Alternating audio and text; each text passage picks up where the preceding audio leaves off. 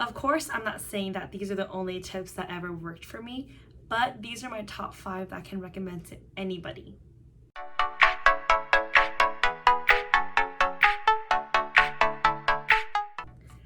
Hi everybody, welcome back to my channel. I just want to share with you my top 5 tips on what made my Rover business a success. If you try these tips out, be patient and you're going to have more clients than you can handle. Tip number 1 is to always respond. No matter how busy you are, you can take the moment to just tell them, hey, I can't talk right now, but I would love to get back to you in an hour. And when you do get back to them, follow through thoroughly. And when you do that, it says a lot because it shows that you remember them, you're willing to put time away to talk to them. And as a client, I would love to know that my sitter is responsible and is really good at communication. Something to note is that as a sitter, what I see when I get a booking request are 2 things. One is a booking request of the original dates that are asked, the name of the dog, the client's name, and also the age of the dog. And the second thing that you see is actually a screenshot of a picture of the dog's bio on Rover. I know that sounds super confusing, but when you first sign up for Rover, you get a little questionnaire of the dog's bio, and you can answer things like, are they spayed, are they neutered, how long can they be left alone, are they house trained, etc. And that is a screenshot that I would see as a sitter. If I see a request come in and the answers are all no, it doesn't necessarily mean that they're not spayed, not neutered, not house trained. It just means they just made a profile, they made a request and didn't go back to complete the profile yet. And that, guys, is golden, because that means they just made the profile, they're probably really desperate and they need a sitter that night.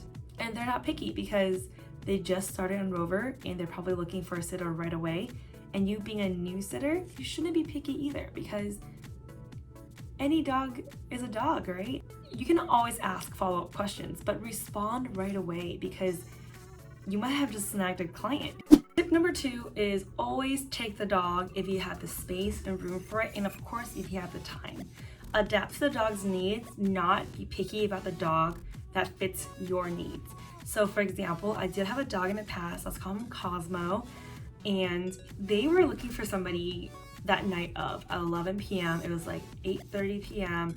I was just getting off a Zoom call and I got a request. And I was thinking, man, if this is right now, I can't run down and get the dog. But it just so happens to be an 11 p.m. dog, and I was thinking, okay, well, I'll just take him. I was already having some traction, so I didn't need this dog, but what are the chances of them coming back as a returner, as a regular?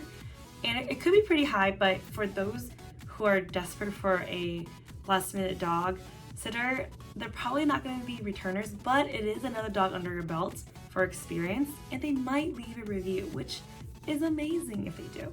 So I had this dog named Cosmo, and he was interesting. He wasn't potty trained, he wasn't crate trained, and he wore a diaper every single moment of the day, even in his sleep.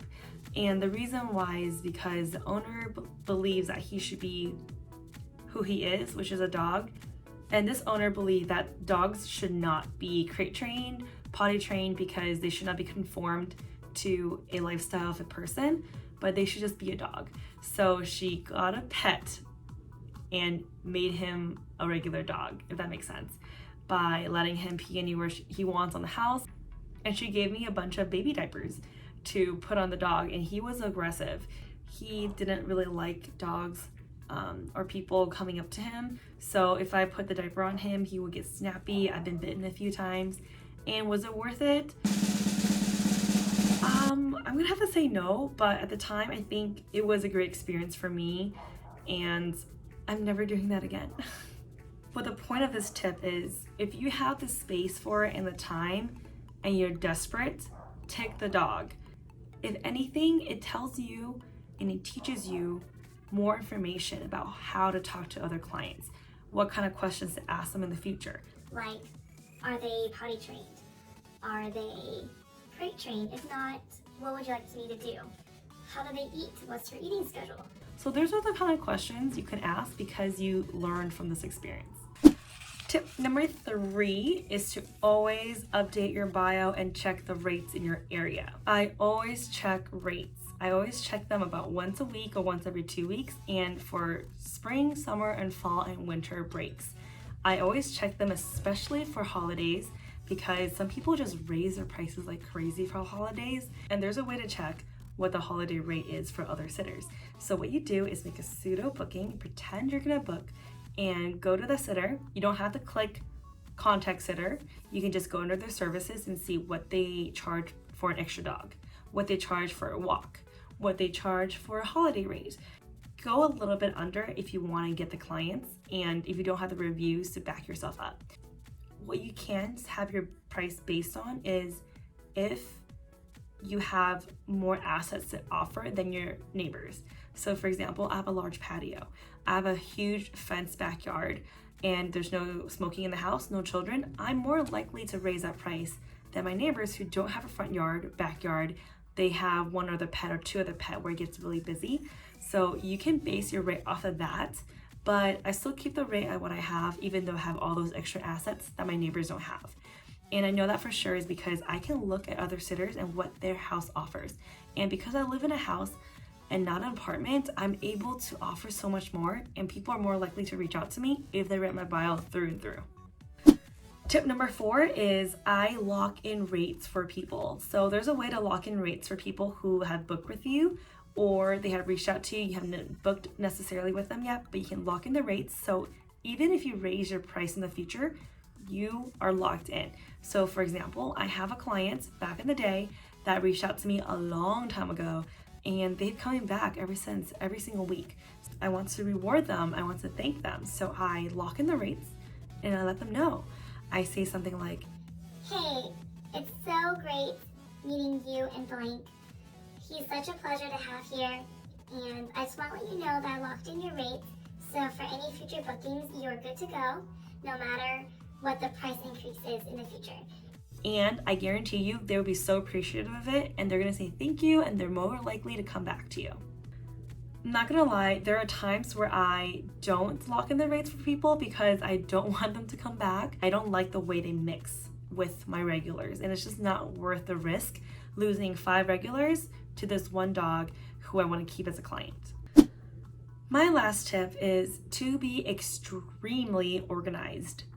I don't mean just organizing your schedule. I mean organized throughout the day. So there are several things that I did that I tried and that didn't work for me. And I feel like I have a perfect system now and it works for me.